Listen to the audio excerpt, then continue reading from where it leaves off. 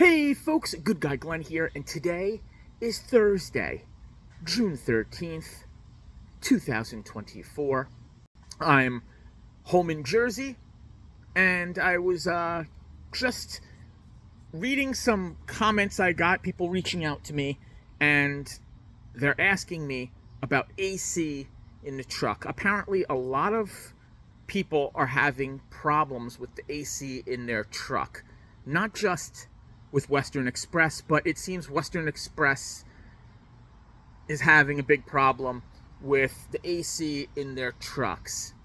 I've heard all kinds of rumors, allegedly, these are rumors, that Western Express is turning off the AC in their trucks so they can't idle the trucks. I don't know if that's true. I don't even know if they're capable of remotely changing the code in the computer to turn off the AC in their trucks. I just think, honestly, that the trucks' AC systems are failing, especially in the Freightliner. I just know from experience, when I went to CDL school, our trucks were all brand new Freightliner Cascadias, and the AC was terrible in them in the summer, especially if you're idling or doing backing maneuvers. Once you're on the road, the AC seems to work pretty good, but when the truck idles, the AC kind of just gets lukewarm and doesn't cool the truck at all.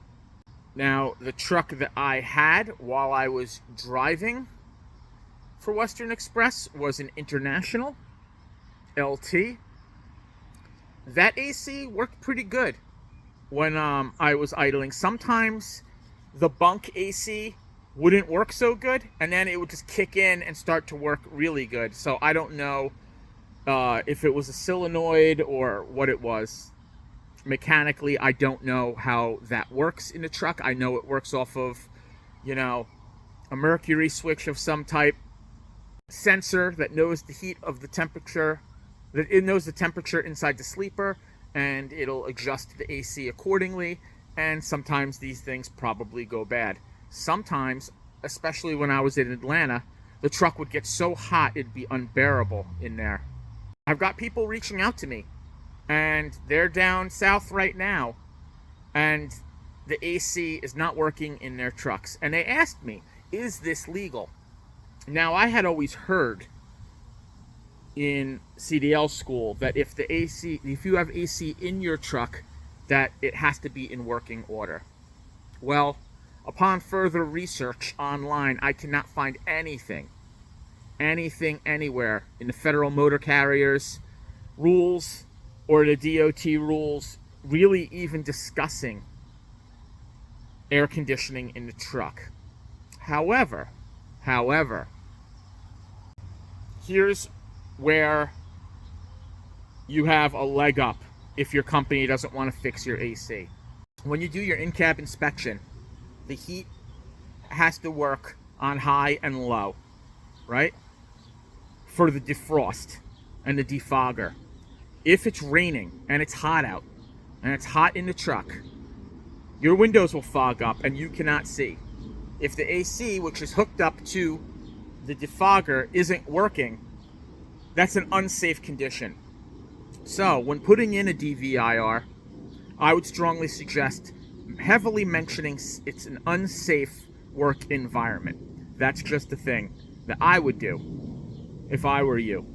I would just mention it's unsafe. And anytime you start talking about safety in DVIRs or any messages to the company, they generally take that a little bit more serious because it's in writing, and if something were to happen, you addressed it, what you're supposed to do.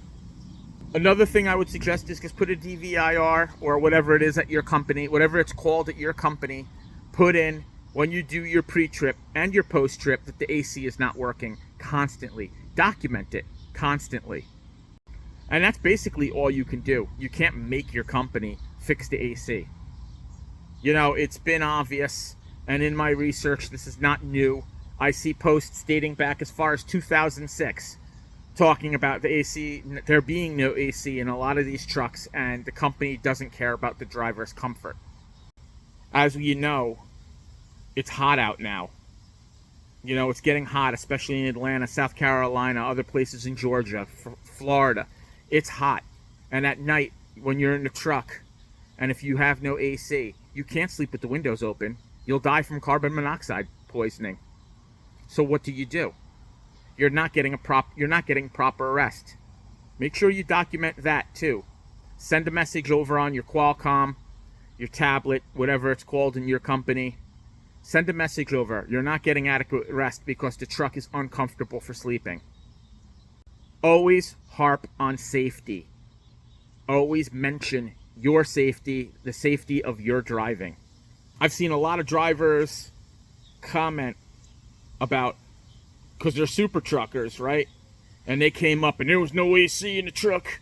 And I drove my Peterbilt 18 speed and we didn't have AC and we didn't even have heat back in the day. Good for you, bro. Good for you. You know, that's all I could say. You were also doing crystal meth and driving 36 hours straight back then. So I don't want to hear your super trucker, long-nosed Pete nonsense about why people who can't drive with no AC or can't sleep with no AC are babies or, you know, whatever.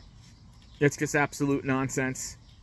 There was times when I was in the truck over the winter where my heat quit working. Heat quit working in the cab. So my sleeper actually had heat, but the cab didn't. So when I was driving, my feet would start to freeze. I found that when I shut the truck off for a while and then turned it back on, it would reboot whatever it is and I would have heat again. Heat's a little bit different. I always had 2 sleeping bags. It's actually 1 sleeping bag. It's a Arctic sleeping bag that we had in the Marine Corps. I just so happened to acquire one and I still have it, and that's what I kept in the truck, and I loved zipping myself up in that bag. And I would even set my truck on opti-idle in the winter, and it would get quite chilly in the truck at night, but that's the way I like to sleep. I don't like to sleep with it hot. And the one problem I had in the International was when you put it on opti-idle, it would cook you. Sometimes when the heat would come on, it would get real hot in the sleeper and then kick off. Then go back down to like being freezing cold, then kick back on. There was no happy medium. The only thing that stinks about that is when you wake up in the morning and you have to get out of that nice warm cozy sleeping bag and it's freezing in the truck and you have to get dressed.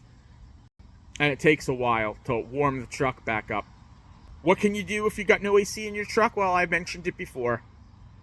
Keep putting in DVIRs every time you do your pre-trip. Mention that the AC is not working. Say it's a safety concern. Say that your defogger isn't working in the truck. And maybe they'll pull you in and service it. Maybe they won't. I really don't know. This is becoming problematic, like real problematic, especially like, I mean, I don't know what to think. I was at Western Express.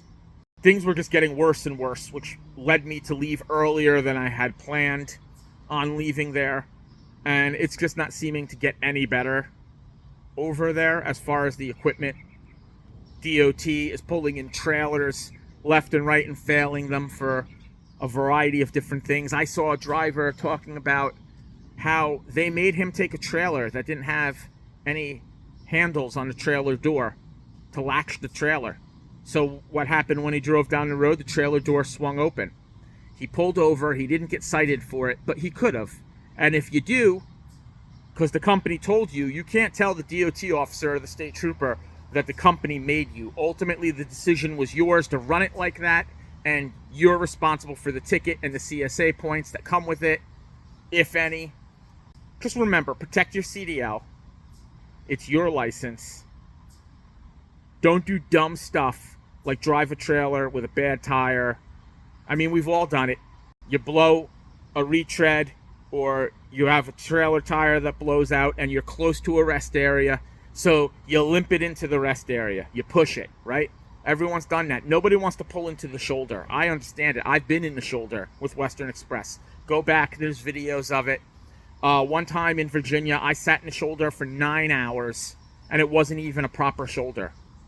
I was half in the ditch with the truck to get it safely off the road that I was on. So I get it if you want to limp it to safety, but DOT and state troopers, they won't care. And it's a big no-no. Always do your pre-trip, like I always tell you. Always check over the vehicle. And don't move that vehicle until the issues are addressed. And I know you're going to lose money, but freight is picking up a little bit now, folks. I'm talking to drivers, and they're getting more miles now, and it seems like freight is picking up. So don't be worried about that, because if you get busted driving a truck that they're going to put you out of service, you're going to get CSA points, and then you're not going to work for anybody.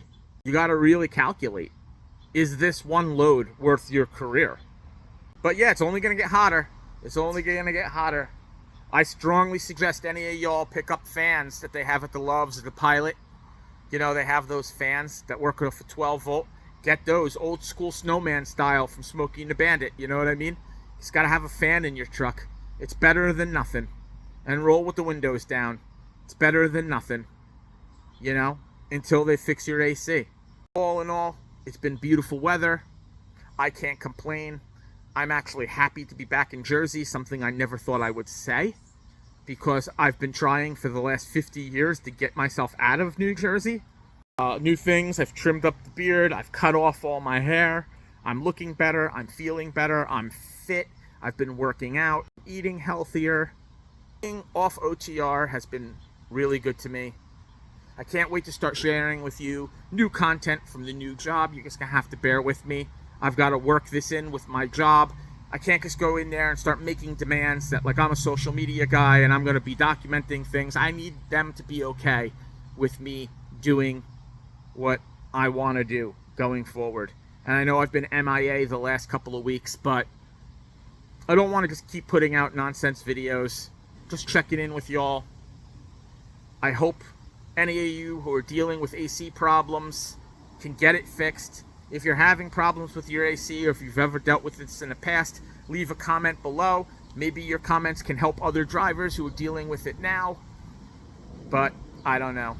Father's Day's coming up.